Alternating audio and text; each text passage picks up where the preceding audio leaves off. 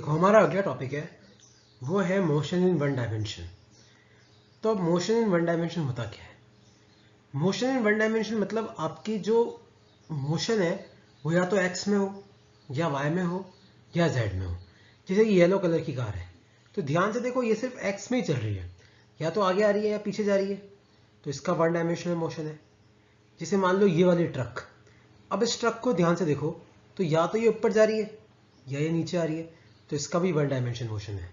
लेकिन अब इस हरे कलर की गाड़ी को देखो, ये ऐसे जा रही है ना, मतलब इसका मोशन इस तरीके से उधर भी जा रही है इधर भी आ रही है ना, ये ऊपर की तरफ भी जा रही है और पीछे की तरफ भी आ रही है।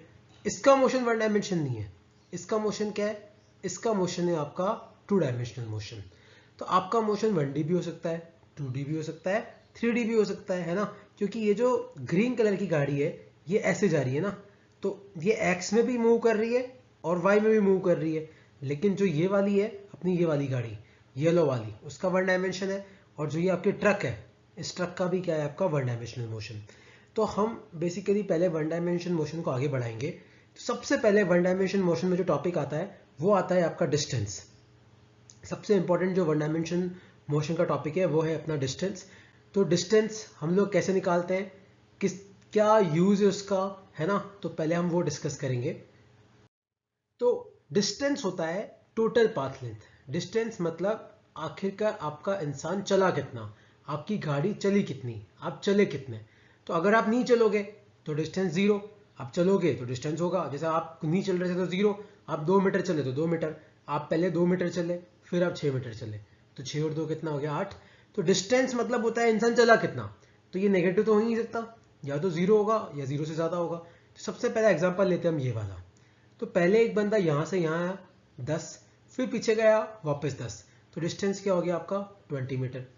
अब जैसे ये वाला डायग्राम, तो इसमें एक बंदा पहले ए से बी गया, फिर बी से सी आया, फिर सी से डी आया, फिर डी से ए आया, तो कितना चला? 6 10 6 10, तो ये कितना हो गया? 32 मीटर, है ना। तो डिस्टेंस नेगेटिव तो हो नहीं सकता, चलेगा तो होगा, नहीं चलेगा तो नहीं होगा।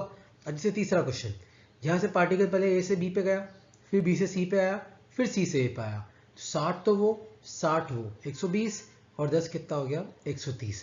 तो इस तरीके से हम लोग क्या करते हैं? डिस्टेंस से क्वेश्चन सॉल्व करते हैं। तो डिस्टेंस में इंपॉर्टेंट चीज क्या है?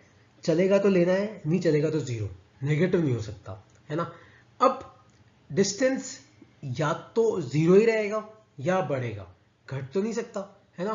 तो इस बेसिस पे जैसे पहला वाला डायग्राम, तो पहला वाला डायग्राम जो है ये करेक्ट है। ये करेक्ट क्यों है? क्योंकि आपका डिस्टेंस बढ़ रहा है, डिस्टेंस बढ़ता तो है ही है ना, आप चलोगे तो डिस्टेंस बढ़ेगा। दूसरा वाला ग्राफ देखो डिस्टेंस टाइम का, तो पहले ग्राफ बढ़ रहा है, हाँ सही है, ये इंसान चल रहा होगा। फिर ग्राफ कांस्टेंट है ना, फिर अब ग्राफ कांस्टेंट है, ना बढ़ रहा है ना घटता है, क्योंकि बढ़ता ऊपर की तरफ है घटता नीचे की तरफ है। तो बढ़ तो रहा नहीं है, घट भी नहीं रहा है, मतलब इंसान क्या कर रहा है? खड़ा है। तो ये ग्राफ भी करेक्ट है, क्योंकि इंसान नहीं चलेगा तो डिस्टेंस नहीं बढ़ेगी, चलेगा तो बढ़ेगी। अब तीसरा ग्राफ यहां से लेके यहां तक तो करेक्ट है, लेकिन अब डिस्टेंस घट रहा है, तो ऐसा तो हो नहीं सकता, क्योंकि डिस्टेंस तो हमेशा क्या करना चाहिए? या तो कांस्टेंट रहना चाहिए या बढ़ना चाहिए। तो डिस्टेंस में या तो बढ़ना चाहिए या फिर कांस्टेंट रहना चाहिए, और कुछ नहीं हो सकता। चौथा वाला ग्राफ तो है ही गलत, क्योंकि ये पॉजिटिव होता है ये नेगेटिव होता है, डिस्टेंस नेगेटिव तो हो ही सकती, तो ये वाला ग्राफ भी क्या हो गया आपका? गलत। तो आपको ये सिंपल कंसेप्ट याद रखने हैं, जिससे आपको 2 मिनट में पता पड़ जाएगा कि कौन सा ग्राफ करेक्ट है और कौन सा ग्राफ गलत है ना। अब मैं और क्वेश्चंस कराता हूँ, और कैसे क्वेश्चंस आते हैं। सपोज करो इसमें आपका पार्टिकल ए पे चालू हुआ और आपका पार्टिकल बी तक गया। तो पहले आपका पार्टिकल ए पे था, तो ए पे चालू होकर आपका पार्टिकल कहाँ पे गया? बी पे गया। तो पहले तो वो यहां से यहां तक गया होगा, तो वो कितना आ जाएगा? ए। फिर वो देखो यहां से यहां तक आया, ये आधा सर्कल है तो पाया, फिर यहां से वापस यहां तक आया तो ए। तो आपका बेसिकली टोटल डिस्टेंस कितना हो गया? ए प्लस पाई आर प्लस ए, है ना। अब ये एक और तरीके के क्वेश्चन आते हैं। सपोज करो कि आपके पार्टिकल की जो पोजीशन है वो टाइम पे डिपेंड करती है। तो पार्टिकल की जो पोजीशन है एक्स, वो टाइम पे डिपेंड कर रही है, कैसे? X equal to t square. और क्वेश्चन है find distance between time equal to 1 second and time equal to 2 second. तो x तो t पर डिपेंड कर रहा है, तो टाइम इक्वल टू 1 सेकेंड पे x कितना होगा? t को 1 रखो, 1 का स्क्वायर क्या होता है? 1। टाइम इक्वल टू 2 पे कितना होगा? t को 2 रखो, 2 का स्क्वायर कितना होता है? x कितना है? 4। और 1 और 2 के नीचे पूछा है तो डी हो जाएगा, नीचे में से ऊपर को कटाओ तो 4 - 1 क्या हो गया 3।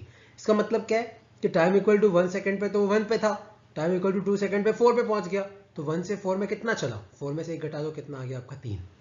तो ये बेसिकली एक इंट्रोडक्शन है डिस्टेंस के बारे में, जो आपने शायद नाइन्थ में भी आता है ये, और ये आगे रिपीट होता है और इसके कॉन्सेप्ट्स आपके काफ़ी ज़्यादा रिफाइन हो जाते हैं।